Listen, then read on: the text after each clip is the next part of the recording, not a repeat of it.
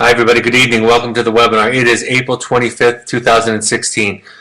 I switched the order of the webinars. I was going to do one on addiction this evening and I put that off for a couple of webinars because I got a request from some of my friends who run some therapeutic schools and work as educational consultants to do this webinar and some meetings that I had last week. And really what they wanted to ask me to do is prepare parents for the process of aftercare and for the adjustment that comes in that period of the child, of the young adult's life. And I wanted to say this because I've talked about this for years. In my early years as a wilderness therapist, 15 years ago, I remember being very proud of myself, being very proud of us at our program, and very proud of wilderness therapy in general, and patting ourselves on the back, talking about how wonderful we were and how much we had accomplished. And sometimes I would sit back with frustration as I watched families adjust to the next level of care. Oftentimes, I associated that with, well, they must not be doing as well as we are. Now, while I have a great deal of pride in the work that we do and what we do, what I've come to understand is that there's a typical process that families move through as they change levels of care. And so that's what I want to talk about tonight. I don't want to attribute all of that difference to simply we do it really well and they don't, but really it's a greater challenge in a lot of ways. It's a lot more like real life. And so that's what I want to talk about tonight, is those adjustments. For those of you who are in the process, maybe this will be a good refresher. For those of you whose children might be home, there's also, I think, some important principles that we can talk about tonight. But for those of you who are watching this webinar who have not yet entered in Aftercare or are watching it long after I've recorded it, I think there's some value in this.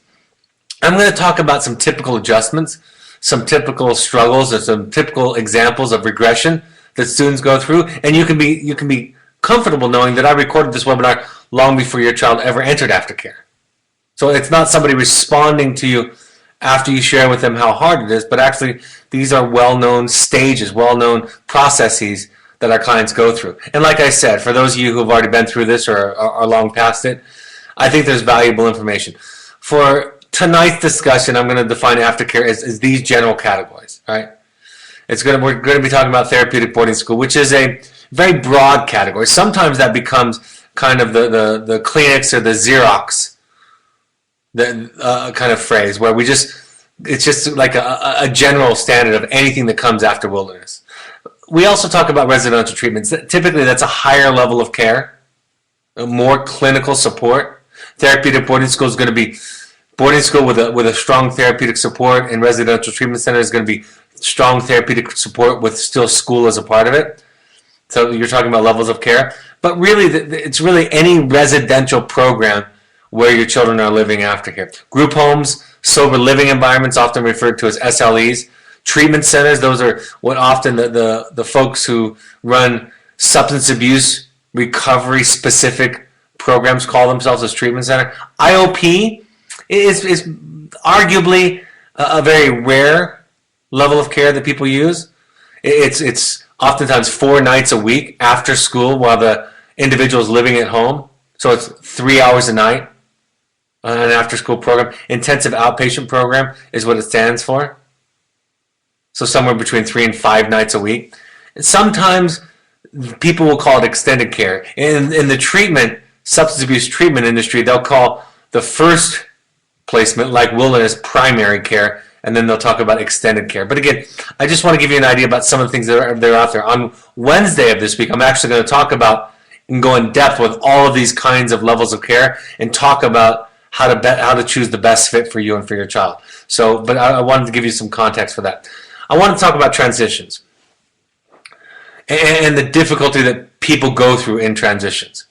One of the things I say to families often is it's important to take a step back from the process and realize that the highs aren't that high and the lows aren't really that low. Right? If you can remove yourself a little bit, become a little bit more detached, so that when it goes well, you realize, well, this is a nice peak, a nice wonderful moment, but it's probably not going to stay like this. And when it's a really difficult situation, you can also have that same perspective and to say, this is a big struggle right now, this is painful and uncomfortable, but it's not always going to be this way. So we want you to understand that during transitions, with the increased stress that occurs, that some of these things can be exacerbated. But what's most important is that your reaction to them be processed, that your reaction to them change. That's going to be a theme throughout tonight's webinar. It's not so much about what your child is or is not doing, but how can I learn to respond with more response flexibility, right? How can I learn to respond without a trauma response, a simple binary black or white, good or bad response, where I see difficulties and setbacks as disasters, and I see successes and wonderful moments as the end of everything, right? We've arrived. I think both of those can be dangerous. We talk about this idea that it's good when it's good and it's good when it's bad. Part of what I want families to do, especially parents and children, is to see the value in the struggle or the setbacks, right? To understand, while you might get a great report from your wilderness therapist or from the sober living coach that your child is working with, or anyone along the way, it's important to say, well, I'm really happy they're having a great week or a great aha moment or a great success. And then when they're struggling, say, I think this can be valuable, right? And I think we get so anxious, we get so tight-fisted with the destination, holding on so tightly, that we lose that perspective. Sometimes we talk about parents riding the roller coaster with your child. We ask you to get off the roller coaster. Ideally, and this is really important, you don't experience the highs and the lows as intimately as they do. That you watch, respect, observe. And then they also start to learn and to value the struggles, instead of just thinking about it in terms of good and right or behavioral change. That they'd start to say, so what can I learn from this? Even if it's my 5th or 10th or 50th times going through it, can I make meaning out of this differently? So that's very important. And when you ride the roller coaster, you lose response flexibility. You lose perspective. You lose the capacity to respond in a flexible or an elastic way. And so it's important for you to get off of that. You know, people will talk about transitioning. We're always transitioning in some ways, right? We're always going through something. And so I think parents get stressed out at transitions, and if we pay attention to the journey instead of the destination, we come to understand that life is just a long series of transitions. And it's those points, the acute transitions, that we're most stressed and we're most weakened. The example I remember, I wasn't a very talented woodworker in high school, but I remember the one thing I could make was a breadboard. And I remember our teacher illustrating. He would take a breadboard that he had made and he would try to break it. And if it broke where the seams of the wood were glued together, then he said it wasn't a very good job. If it broke in the middle of the wood, which was the exception to the rule, often with us early woodworkers, then we did a good job, or the person who made it did a good job. So it's important to understand that often it is during transitions that we are the weakest. Even when that transition is going from wilderness to the next placement, that's why we make so few recommendations to have other visits, extended time, other family members involved in it. Those are best suited for when things are more stable, not during the transition times. In wilderness, we talk about this emotional experience that many of the clients and students describe, where they talk about leaving home to go home, right? They talk about leaving the thing that is really comfortable for them, the thing that has become their home, where they felt emotional safety, to go home or to go closer to home, and that can be very, very difficult. We talk a lot about honeymoons and regression. Again, I think the principle at the top of this slide will be helpful in general, but understanding that there's often a honeymoon period at home or a honeymoon period in the next program. And like I said, it's not likely going to remain that way. There's going to be a regression to the mean, to the average. And also preparing yourself for regression. It's almost like I would want you to celebrate the regression and to say, this is an opportunity for me to respond differently. It's an opportunity for them to learn about it, because they're going to try the things that they were trying before this level of care. They're going to experiment with them and say, do I really need to be sober? Do I really need to follow the communication model that I've been taught? Do I really need to talk about my feelings? Do I really need to... They're going to ask themselves those questions, and the way that they figure that out is by experimenting. They haven't learned the necessity of it all just yet, so they're going to experiment with it and go backwards. And the more we can take a step back, practice the detachment, the more helpful we can be in the process. So let's talk about the near future. I talk about this idea of juggling, right? For those of you who know how to juggle a few balls, a few bean bags, you know that 3 can be accomplished with a little bit of practice over a couple of days. You can learn to juggle 3. But for those, and I can juggle 3. But if you hand me 2 more or 3 more, that's an entirely different skill altogether. Have I lost the skill of juggling? No. Can I juggle 6? No.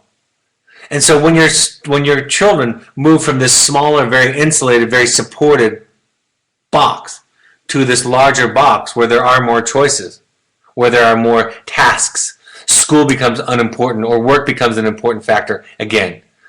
The interaction with peers, with others, is not as consistent as it is in wilderness. It's not as contained.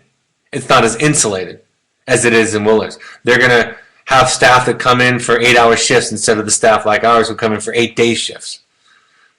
They're going to have visitors and teachers and a lot of... So there's lots of other things. They're going to have some more contact with home in many cases.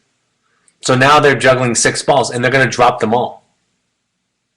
And they have not lost their talent or skill. They just have more to juggle in the process. So it's really important that we recognize that. And again, that we not have this binary, all or nothing, either or, black or white response. That is a critical idea, concept, skill to incorporate. That it's not success or failure, pass or fail, good or bad, but it's always somewhere in between. In a lot of ways, the school or program after wilderness is a lot more like life. And I think people who really don't know how safe and contained this is and how therapeutically supported, I mean, the staff ratios, 8 days in a row, the staff ratios are phenomenal. Very small groups, relatively speaking. Right? That's a pretty contained experience. And so, like I said, when the box gets bigger, when they're exposed to more tasks, ideas, temptations, real life, downtime, they're going to struggle. So in some ways, while wilderness can be challenging in a lot of ways, asking the participant to look at themselves, to feel things, to work on their struggles, to deal with the lack of distractions and escapes, all of those things are what make it more challenging. I do want to remind you that there's probably no place that's more supportive than wilderness that they're ever going to be in their lives. And so in that way, they're going to struggle. They're going to be challenged by it. The other programs have to balance therapy and other spheres of life. School and other spheres of life with therapy. In wilderness, we can become pretty clinically supportive, right?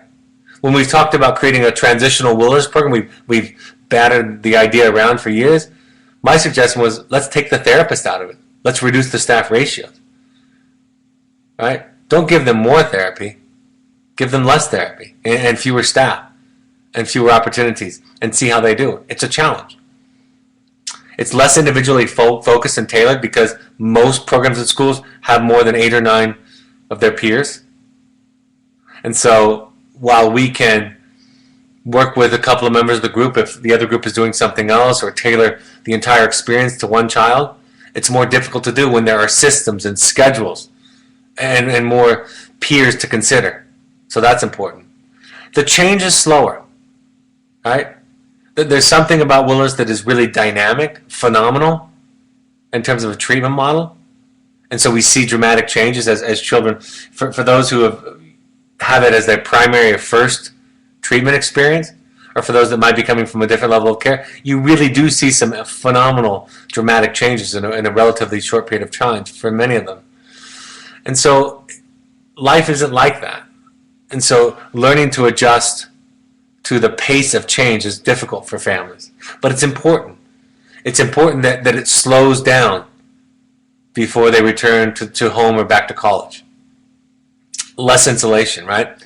I remember I was talking to one family where they were talking about their young adult son who was living in a sober living environment.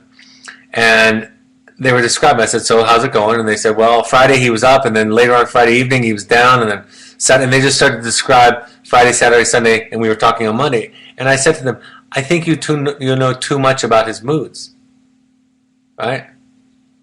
I think that part of what wilderness does, because it's letter writing, right? There are a few phone calls, and you're getting the therapist update, is you're getting this 10,000 foot perspective. And parents who become attached to the small details, to the small brushstrokes, struggle to maintain the differentiation, struggle to be helpful, get anxious, get excited, get frustrated more often. And all of those things can lead to an inability to parent more effectively. So you're going to have more exposure to your child's ups and downs than you might have in wilderness. And you might get that through the non-therapy supported phone calls that you get that are just the casual ones. You're going to get that because you're going to have visits out there or visits home during the process. So you're not going to be insulated as much, which is difficult and is challenging to you and to the family and to them. You're going to get the different level of customer service different due to the different stage of the treatment process. Now, again, I pride myself and us on the level of communication that we provide. I think it's necessary, beneficial. I think it is something we strive for excellence in. And I think it's appropriate. And the next level of care isn't going to have that much. You know, you have the webinars, of course, which you have access to forever. You know, you have the parent phone calls. You have a parent mentor if you want to take advantage of them. You have a parent coordinator, right? You have a lot of people, potentially several hours of contact, of a point of contact each week. And that's rare. But that's because our treatment level of care is more acute, is a more vulnerable time. So we bring in all those resources so you have them. So be prepared to adjust to that. Male mistakes are going to happen. Balls are going to get dropped. People are going to make human error in your next setting. And it's not the end of the world and it's not a catastrophe. It's an opportunity for you and the child to move through that and say, okay, that's a mistake. They missed the mail. They missed that housekeeping item, that issue. That staff member wasn't ideal, and that's true. And that's going to happen. I don't need to excuse it or look away. But if I become so focused on it that I lose the opportunity to say, now what can I do? What can we do? What can she do? What can he do to deal with this? How can they advocate for themselves? How can they deal with the frustration tolerance? That's an important part of the process. I want to prepare you for the letter that you're going to get. You may very well get a letter a few weeks in that says, this is not the right place. These people are worse. Not unlike many of the letters that many of your children wrote when they got here. But it's going to be funny because some of them will say, I would rather be back in wilderness. I like wilderness better. Wilderness was great. They'll say other things like, if I can do it here, I can do it at home. And then, like I said, you're going to get phone calls with the therapist in many cases and some without the therapist where you'll hear some of these things. It's important to breathe, take a step back, not react, not make a decision in the moment. I always say to parents, if you really do believe you've made the wrong or it's not a good fit, and I'll talk this on Wednesday's webinar, then the option isn't come home or stay there. The option is, well, let's find another choice. We're committed to the level of care. So if the debate becomes, Mom and Dad, this is the wrong place, take me home, my response would be, well, if it's the wrong place, let's find another similar level of care for you. That often erases the conversation because this is the wrong place is really setting the table for I want to come home. Not unlike many of them said when they first came to Wilderness. And like happened when they came to Wilderness, breathe through that, be patient through that. Just like in Wilderness, when they're ready to come home, they'll stop trying to sell you on it. When they're ready to come home, they won't complain about everything. They'll say, this is what's challenging about it. This is what I'm doing differently. Because school's going to be challenging, teachers at school, professors are going to be challenging, bosses are going to be challenging, spouses and partners are going to be challenging, children are going to be challenging, right? Everybody's going to be challenging in their life. How are you going to deal with it? That doesn't mean we turn a blind eye to it and say you don't have a right to feel frustrated and sad or upset. But if we get held hostage by those feelings so much so that we're constantly trying to find the next place that's going to be perfect, and none of them are, I think we get ourselves into a trap. I think as you participate in the phone calls and the parent visits more and more and more, I want you to shift from getting it right to being a student. So when you show up and you say something, you get coaching from the therapist, that applies to us also. In a letter or on a phone call or a visit, you didn't get in trouble. You're not doing it wrong. There's just something for you to learn there. But I think a lot of parents get afraid and anxious because they want to do it right and they don't want to make a mistake. Guess what? That's not an option. Not making a mistake is not an option. But making a mistake, showing up authentically, and continuing to be a student in this process is the ideal option to take. Home visits and visits to the program. Remember, when we think about visits in the therapeutic community, we don't think about them as simply or merely celebrations and wonderful experiences in reuniting. That's an aspect of it that occurs. The celebration of reuniting, the reconnection. We look at it as homework, as an opportunity to work, to practice. And sometimes the failures and the struggles, I will tell you that the home visits, the program visits, the day visits, whatever they are, the ones that have gone poorly have been maybe more beneficial or instructive for the families that I've worked with than the ones that went perfectly well. So again, it's a shift between learning to value the struggle versus just valuing the successes. And that's hard for us. It's hard for all of us in our own lives and hard for us in other people's lives. So think of it as an opportunity to work. So when something goes poorly, the child goes back or you leave the program and you say, okay, here's the 3 things that we still think that I'm struggling with. When she does this, when he does this, this is how I react. I need to find a different way to interact with it. How can I be helpful to this process going forward? I think another key feature to practice, to meditate on, to focus on is changing the process from a journey to a destination. Weight loss, mental health, education, learning, emotional, spiritual growth. Anytime we think of those as a destination, we're in trouble. When we think we've arrived, we're in trouble. 15 minutes ago, 20 minutes ago, 10 minutes before the phone call, I was on the phone call with my mother, where she was reading something and learning something, and she was talking to me about our relationship and about the relationship with her mother. She'll be 75 this year. And she said to me, I'm so happy that I'm still learning. She said, I think my parents stopped learning shortly after retirement. And I'm so glad and grateful that I'm still learning new things and I'm still finding growth in my life. And I said to her, I'm so happy for you too, Mom. Like, that is amazing. There's not many people that are still going to therapy, that are still looking at themselves, that are still making amends, that are still open to the idea that they haven't discovered and landed on all of the truth. And I'll tell you, as a child of a parent and watching children and parents together, nothing is more difficult for a child than when a parent has arrived at all truth and has nothing else to learn. And it's never too late to wake up and keep living. And like I said to my mother, many people die long before they're dead because they stop learning and stop growing. It's important to know that your children aren't fixed. That's not the way we think about it. They have new tools. They've been introduced to new awarenesses and ideas, but they're not fixed. It's still a process, and so are you, and so am I. I want to talk about a little bit about our aftercare bias and why. People ask me all the time about aftercare. They say, what's the percentage? Why so many? And I say, my theoretical aftercare bias was that children who go through this kind of a program and do as well as most of them do should have the opportunity to go home and work on it with their family. My experience, that's my theoretical orientation. Right? That's what I came into this field believing and thinking as a family therapist, somebody who's trained in family systems theory. What I've come to know by experience, what our program has come to know by experience, and now we changed the model in a lot of ways back in 1998, and now it's more commonly thought of this way, is that this is the start. Now, what the second step is going to be, we don't know yet. Right, we'll talk about that. But oftentimes, families will benefit from this step down in level of care from wilderness to therapeutic boarding, from wilderness to residential treatment, from wilderness to group home or sober living environment or extended care, whatever it is. And that there's some practice at that level of care that can help them make the next transition. And all of it's difficult. For those of you who've been through it, you know, each stage is with less and less support, less and less insulation, less and less clinical contact is more and more difficult. I'd like to share this example in this, although this next bullet point, request for participation and chasers, this story comes from somebody who runs a wraparound home program, parent coaching and child mentoring. I think it's applicable right now here today. And that is, I was talking to the owner of a program years ago, and she said there are basically 3 categories of clients that we work with.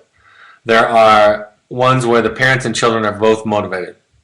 There's one where the child is not motivated and the parent is. And then there's ones where neither is motivated. She didn't give any examples where the child was motivated and the parent wasn't. So just so you know, she didn't give me that fourth category. But she said something interesting to me. She said, what we have found is we have very little success when both parents and children aren't motivated. But we have almost the exact same level of success, measure of success, with the ones that she called chasers, the ones where the child is less motivated or not motivated and the parent is, and the ones where both of them are motivated. And I thought that phenomenal. I thought that phenomenal that if the parent is motivated and the child isn't, we have just about as much success. And that leads to this next bullet point. This is from a story years ago where a mother asked me the question. I was teaching to a bunch of middle school parents of middle schoolers in a preventative program. And she said, I have a 9-year-old. He does his chores, but he really doesn't see how his contribution to the family is important. He's not getting the big picture. And I said, he's 9. He doesn't have to get the big picture. And I think as parents, we want our children to get it because it would be so much easier. I know for me it would be easier. You've heard me say this. I have children from 23 years old now down to 8 years old. And at every stage, I end up feeling resentful because I think I want them to get it. But conversely, them not getting it requires me to set boundaries. And really, that's where the emotional and spiritual growth comes in for me. Right? If they would get it, I wouldn't have to set boundaries or execute them. And so I'm tempted, like you are, to try to talk them into it or give them an aha moment or lecture with them or reason with them. Then I don't have to set a boundary. So, and in some ways, we're expecting something developmentally that's inappropriate. So these three bullet points together really suggest the idea that resentment toward our children comes from an expectation that we have that's inappropriate. It comes from poor self-care. When I get frustrated with my young adult children that they're taking for granted the support and they're not doing a favor for me, that's a me problem. That's not a them problem. My resentment is a me problem. I didn't take care of myself and my boundaries. Same with my younger children. If I'm getting resentful of them, constantly frustrated and upset, I need to look at what kind of self-care, what kind of boundaries do I need to set so I can be okay. There was a research study that was a long-term study with children who went home adolescents who went home after wilderness and a therapeutic school. And the top two things that families who identified themselves as successful a year out said that they were using was black and white thinking. They didn't have the black and white binary thinking I was mentioning earlier, like pass or fail, good or bad, all or nothing, disaster or nirvana. They looked at everything a lot more gray. Right? Today we struggled. That thing that you did wasn't okay. This behavior, this interaction, this choice is frustrating or upsetting or sad. Not, look, you always do this. We're back at square one. You didn't make any progress. Right? Those kind of thoughts and statements were not a part of the families who identified themselves as successful. And secondly, they put on their communication skills.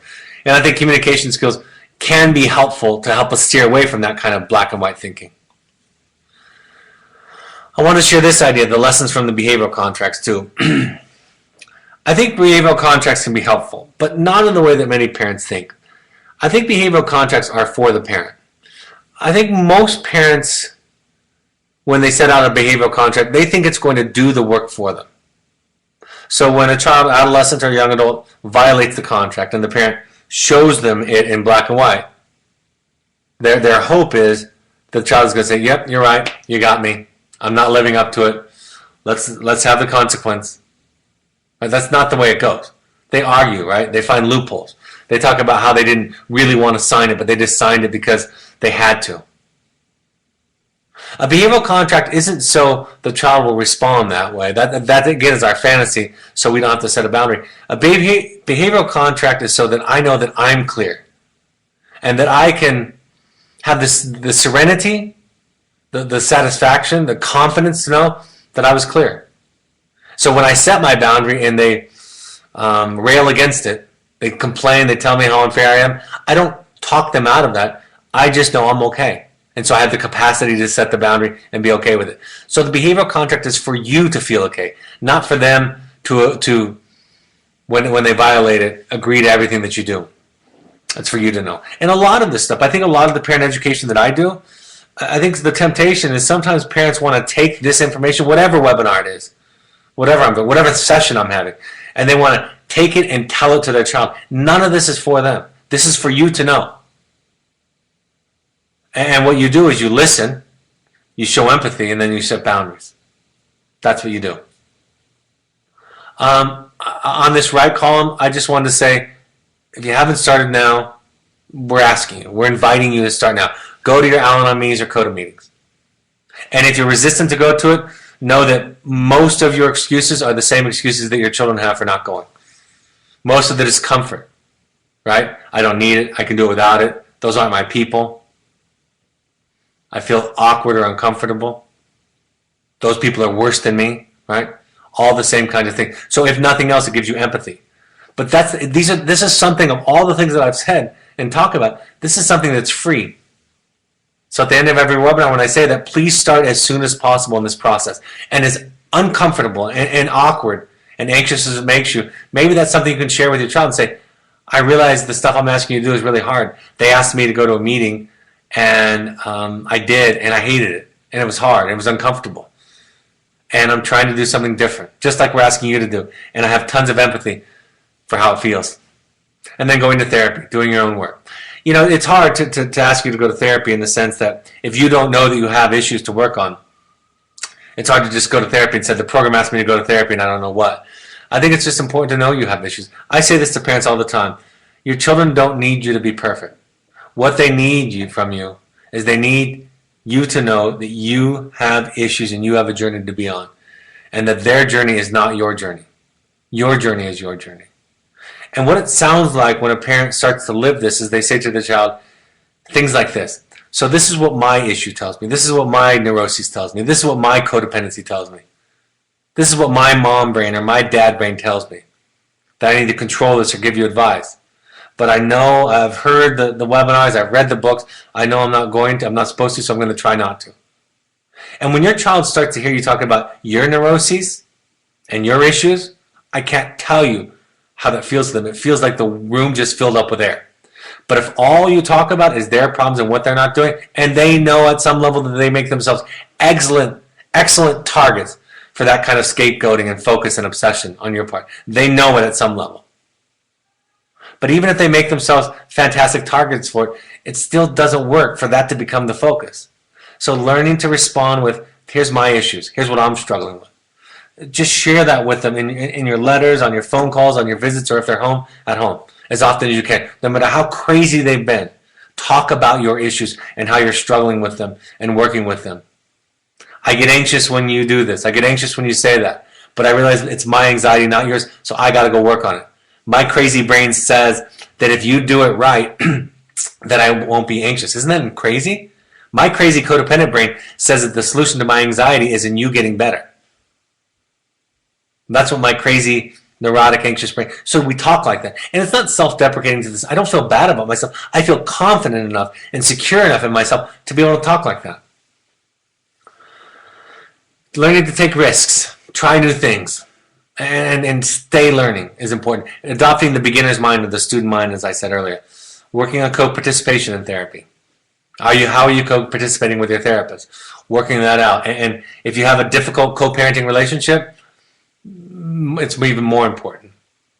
Learning about your own guilt and shame in the process and about how it affects you and about how it limits your capacity to be authentic and to show up honestly and about how oftentimes it leads to trying to control others.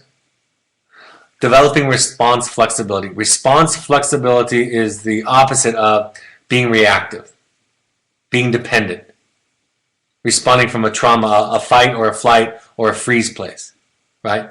Response flexibility means we have access to our rational brain. Things are moving very slowly for us, so we can take our time. We develop creativity. We have clarity around what's mine and what's yours, and how can I be helpful, and what's the appropriate boundary. And that's a lifelong journey for all of us. This idea of embracing the journey, I've talked about that in Walking Slowly, is this Buddhist idea where they talk about this idea that there's no reason to walk fast anywhere because you're already there, right? The illusion that we have that life is a series of destinations to get to, right? I tell this story years ago about when I was moving back east to go to graduate school with my young family. We had planned on taking our time and kind of visiting some friends and sites that we wanted to see, but I got really anxious and just canceled all of those stops and drove across the country in a record amount of time with a small baby and a U-Haul and pulling our SUV behind it. And I can remember the experience of arriving at this new apartment empty. Nobody could help us move because we hadn't planned on being there that early. We had some people in the community we had contacted that were going to help us. And I remember thinking, what was I in a hurry for? What was I rushing towards? And on some of those destinations and some of those people even, I've never visited since. And that's just a small example, but I think we miss the opportunity to enjoy the struggle and the ride along the way. And I know we know this as parents because we've seen our children grow up. It's going to be a blink and then they're grown up. It's going to be a blink and then we're gone. And so walking slowly is the awareness that the journey is where it's at, and that changing our relationship with now is really what's going to help us to be happy. Something we're teaching to your children all the time. Go to meetings, therapy, taking risks and learning. This is a repeat slide. So the take home, I think I've covered embracing your journey. I say to parents, focus more on your work than on theirs. I've told the story. In fact, this happened 3 times in talking to people this week, where somebody said, I know I'm not supposed to do this, but, and then they talked about the thing that they did with their identified patient, which was, in 2 cases, a child, and 1 case, a spouse. Right? I know I'm not supposed to lecture, but I went in and lectured. I know I'm not supposed to write this email to my wife, but I did. I know I'm not supposed to talk to my daughter about this and give her advice, but I did. And in all cases, they lost the focus on the one thing they could control, which was them, because their instinct to control the other and fix the other was so much more powerful. And it's easier. It's easier to fix other people. It doesn't take a genius to see somebody else's problem. It takes a heck of a lot of insight and courage to look at our own piece of it. So focus more on your work than on theirs. Make that your primary focus. The real test is not how they do, but how you react to their struggles and their successes. And understanding that everything becomes grist for the mill, right? Everything becomes grist for the mill because everything's an opportunity for a lesson. And as long as everybody's still alive, and that's not going to last forever for you and for them, as long as everybody's still alive and together, you have the privilege of being on this journey and working at it with them. And look at how we're doing as a family. Not just you, but how are we all doing? How am I doing? I remember sitting in a transition meeting with a family several years ago. I've shared this story before. And I gave everybody the mother, father, and child. And there was this real strong culture about who was right and who would work the most and was it going to work. And they were going home after our program. And I said, my suggestion to all of you is that you expect nobody else in the family to change. Assume that everybody else in the family is going to be exactly like they were before. If by some miracle the other person has improved, it'll be an easy thing to adjust to. But if you can just let go of that expectation and expect everybody to be the same, you're in a good spot. At one point, the parents got really angry at me, frustrated, confused by what I was saying, and saying I was being pessimistic. I said, I'm not being pessimistic.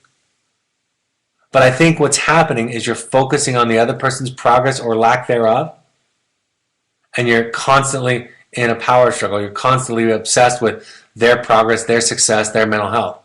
And it's preventing you from looking at yours, the only thing that you really can control.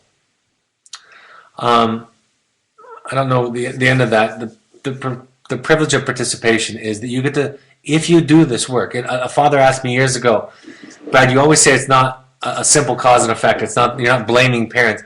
Why do you spend so much time on family work and family education? And my answer was, if you do your work, you get the privilege of participating in your child's life in a way that's wanted, in a way that's helpful. You get the opportunity to be with them, and they're going to want you around. They're going to call you and ask for advice. They're going to call you because they want to call you, not out of obligation or because they owe it to you.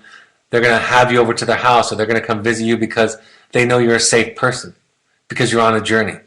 And people that are on a journey are safe. People that aren't on a journey, those are tough people to hang around. And so it really is the privilege to participate and to be with your child in their life going forward that being on this journey allows you to do.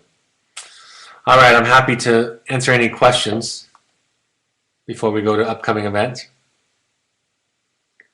Is there benefit to having a 17-year-old go from an RTC to a TBS, therapeutic boarding school, or is that a step too little to be effective? It depends, I suppose. I mean, case by case, of course. I can understand. Sometimes, I'll talk about this on Wednesday, sometimes it's a 3-step process, right? And some therapeutic boarding schools have a lot more engagement in the community, a lot more free time, a lot more home visits. So it's really case by case, and sometimes they might not be ready for it. Sometimes small step downs and more of them is going to be a better fit for your child. So being intentional about it, understanding the intention of each decision, each stage can be important for sure. And remember, part of it is your journey too. I want to make this clear. I want to highlight that with this question.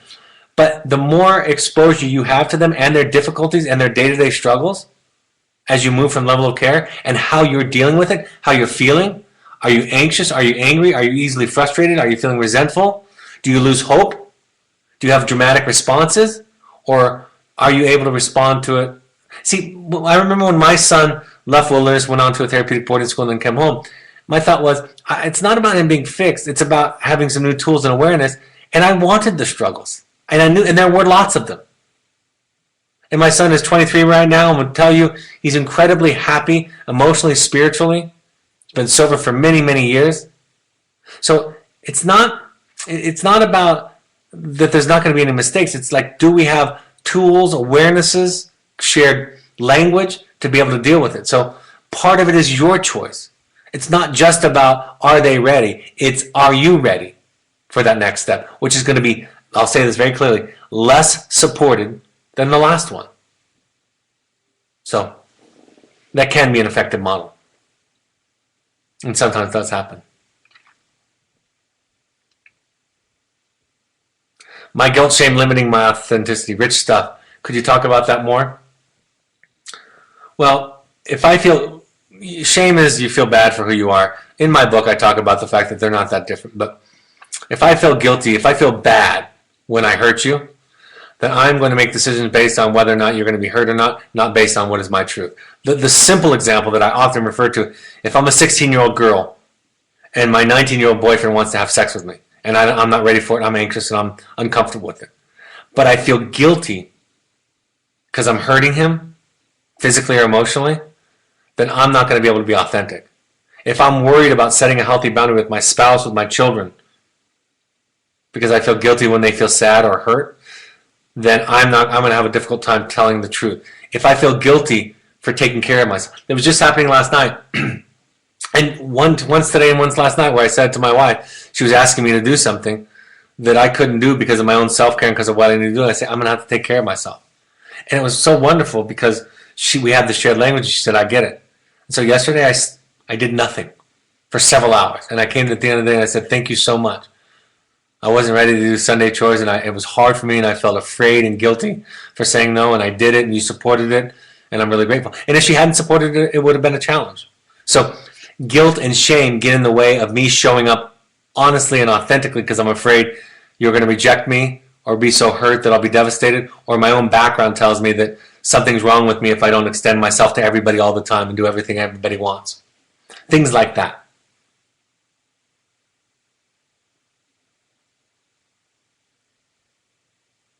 Is it realistic to think that my 18-year-old will be able to come home and integrate back into the family around the same time my college students will also be coming home? I don't know your child specifically, but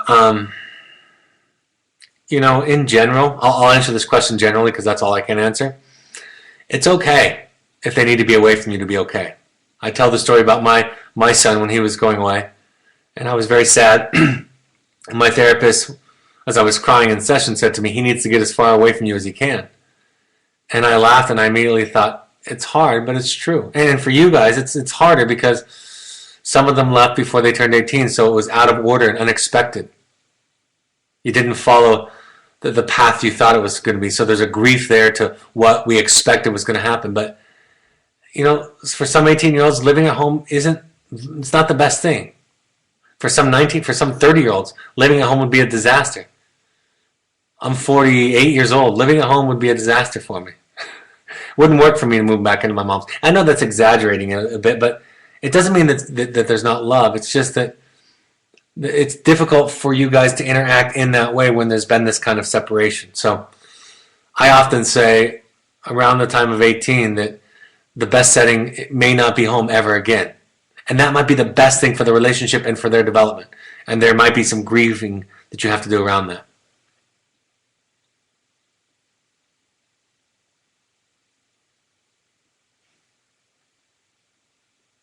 We have a son turning 18 within months of entering Aftercare. What advice can you give us to help him with buy-in and not signing himself out? Boundaries. Boundaries is the key. Don't try to get him to buy in. This is a great principle. The best way to get him to buy in is to not get him to avoid trying to get him to buy in. Just let the process play itself out. They usually threaten up to the day of 18. Most of my clients have threatened on their birthday, on their 18th birthday, many, many times. And a very small percentage of them actually walk away. Holding your boundaries, letting go, letting him see. If you want him to buy in and you get invested in that, you're going to do things like lecture, try to sell him on it. You're not going to listen to his feelings very easily, right? You're going to try to show him how it's irrational, right? You're going to have discussions that are coercive rather than empathetic and containing, where you just get to listen. Let him be angry. Let him think it's stupid. Let him not like it. Let him threaten. Let him do all that stuff. And you calmly, compassionately, empathically, understandingly just set a boundary. And let go of trying to convince him of the wisdom of staying after he's 18. That's the best thing you can do emotionally.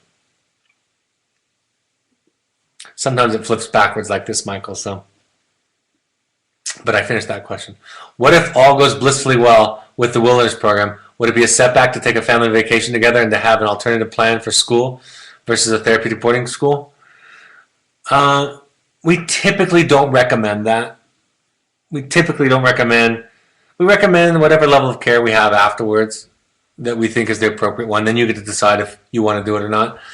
But family vacations afterwards with an alternative plan for a therapeutic boarding school, you can do anything you want. But if it's the right thing, it's the right thing. And the difficult thing is with the wilderness high that many of them experience as they conclude or toward the end of the wilderness experience can be very misleading in many ways. Because again, this is the highest level of care in many ways that we have. And in this setting, it can do very well. That's why as I became more experienced and as I train on new therapists over the year, I say, they're not doing as well as their highest point in wilderness, and they're not doing as poorly as their lowest point in wilderness, but it's somewhere in between. So our assessment has to be very intentional and clinical and knowledgeable. And then this kind of a plan, I think, it's not typically the recommendation that we suggest that you try vacation, go on a family vacation, then have alternative plan. I have had some students who have been so part of the process that they did tour schools with their parents, but that was the exception to the rule. And some of them have bailed on the plan. I remember I had one who didn't bail on the plan. He almost did. And then a year and a half later, this guy's graduated from graduate school. This young man's graduated from graduate school already. But the family still talks about how they almost pulled the plug because of a moment of weakness. And how I said, just give it a try, follow the plan. They hung up. I didn't know if they were going to do it. They followed the plan, and now, 10 years later, they talk about having almost pulled the plug on it. I had another family come home. They wanted to spend some extra time with their child in between, just a couple extra days. They came to a parent meeting several times afterwards because they tried that, it backfired, they ended up sending their son back to Willis, and they said, don't do it. Don't do that.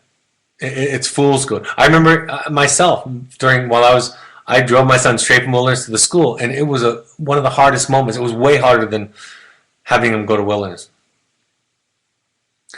I still feel like my child may benefit more from getting life back to normal and returning to real life at home and college plans in the fall. How do you know that aftercare is necessary? Why couldn't he do as well by returning home and in real life? I feel like delaying college plans might set him back. This isn't a webinar where I'm trying to convince you, your specific child, that the best plan is for aftercare. That's not even what I do. In fact, it's not even what I do with my clients. I was just talking to a client today or yesterday. It's not about the what. That's not the tricky part of this is not what do you do. The tricky part of it is why do you do it. There's some words in your post here that I would point to. Normal. I'm not sure what normal is anymore, but it might not be normal for him anymore. And I'm not sure that real life is college life. I mean, college has a significant amount of substance abuse these days. And maybe that's more like real life. I'm not sure some of these clients and students are ready for that. So, and then the last thing is setting them back. I went to college 3 years after I graduated from high school. And then I graduated in 3 years with a straight A's. And I have staff. One of my therapists, who's a fantastic gifted therapist, he was a field staff for several years, then went back to school, got his degree, and now he's a fantastic therapist. And he's in his 30s by the time he got his degree. I think when we get attached to the way things should be and to the track that should be and what is normal, I think we're buying into an illusion again. This is the track, right? This idea that it has to happen at 18 and then you go to college, that's just not necessarily true of anybody. And so learning to adjust to it and learning to change our expectations with rites of passage, I will tell you that all this. The clients that I've worked with over the years, and I've worked with thousands, the clients who have done this work and embraced it, even though they've gotten off track, are much better off in almost all cases than many of the students who never got into trouble and who followed the normal track. They know things about themselves that the others don't know, right? They can hear and see things that others can't see. They're aware of their feelings. They're better communicators. I was just talking to a family today with somebody who's severely off track in terms of normal expectations, and the mother was telling me, my daughter, who's went through treatment a few times, knows so much more about relationships and mental health than I do and my husband and our other children do. So I'm not sure that real life and the normal track is all that. So it's learning to adjust and be open to it, and learning that some of the things that we think are important are less important. Joseph Campbell said it's learning to let go of the life that we had planned in order to have the life that is waiting for us. We must be willing to let go of the life we had planned in order to embrace the life we have that's waiting for us. And I found that to be true over and over and over again. And the people who go through this process, I would never want to trade their wisdom and their lessons and their insight with those who never go through it. Never. Our older son is graduating high school in June. Our son will be in some sort of aftercare program at that time. What is your opinion about allowing him to come home for this special occasion? I think it's not important unless it fits within the treatment plan. If it fits within the treatment plan, then great. If it doesn't, then these special things change. It's like any grieving process. If it fits within the treatment plan, go for it. But if it doesn't, don't try to force a square peg into a round hole. Part of what your child needs to hear in this process is what's the most important. You know the movie Good Will Hunting? I'm just writing about this this week because I'm using it in one of the blogs I'm going to be posting next couple of days, where he's talking about they're having a drink and a sandwich with the professor from Harvard and Robin Williams' character who was a therapist, and they're discussing normalcy and being on track. And Robin Williams' character talks about the Unabomber. You guys remember the Unabomber back in, I think it was the early 2000s or the 90s. And he described his resume, and it was incredibly impressive. But he ended up being the Unabomber. And then he described somebody else who had a very unusual kind of background and experience, and he ended up being a very healthy contributor to society. So our ideas about what is normal, ideas about the normal things in life, if we open ourselves up to it. And part of what your children are teaching you through these crises and these issues is they're asking you to rearrange your priorities. Now, they might be asking to come home for this, I don't know. And if the therapist that's helping you suggests that, I'd be on board. But I would question the why. I would question the why. And most of the time when I question the why, we uncover some thinking that needs to be challenged.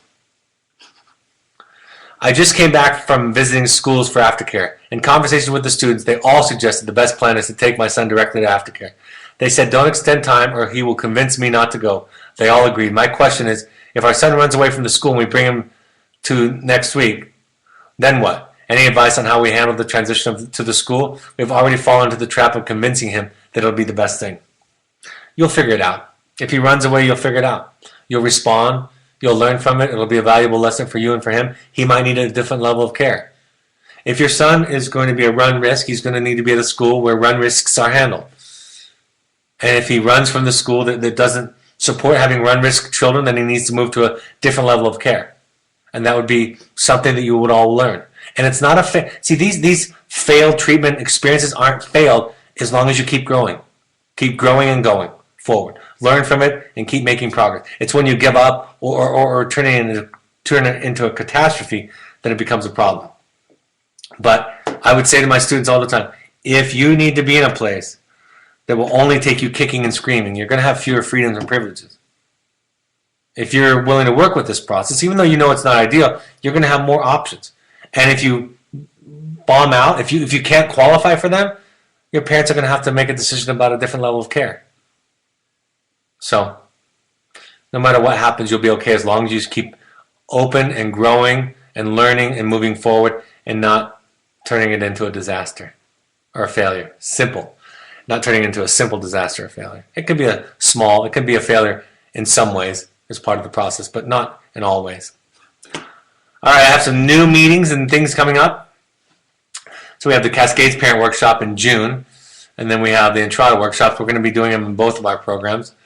May is full. Finding You is starting to fill up. Finding You is the next intensive. That's for any adult. June 8th to 11th, I'll be running these. Contact the emails there for more information. We want all parents to go for the workshop. That's a couple of days, psychoeducation and experiential. The Finding You workshop is very deep personal work. 6 people max in a workshop and going into a lot of your own background. The only qualifications you need to think that you have issues to work on. We have some new parent support groups to announce. Philadelphia is May 11th. I'll give you the location as soon as possible. Chicago is July 28th. We also have an August one. It's on the calendar. Southern California, New York City, those are also on there in addition. Then we'll try to get a Northern California one up there as soon as possible. Pursuits are fun trips for families and young adults. They can be customized, less therapeutic, therapy light, more about just a happy, sober, wonderful adventure. Please go to 6 of these meetings while your child is with us. If you haven't gone yet and your child is with us, please start. If your child's graduated and you didn't go, I invite you to try 6 of these. Try different ones, see what you like. Some groups are different than others. Follow us on social media. The book is on Amazon, available in audio versions. The Parent Alumni book page, percentage goes to charity. And then on Wednesday, I'm going to talk about how to choose the best fit aftercare. So sort of an extension, but a different avenue around the idea of aftercare. Thank you. I hope this was a valuable point of contact, and I got some thank yous that Michael just passed on to me, and I'm glad that it's helpful. Have a great couple of days, and I'll talk to you Wednesday. Bye-bye.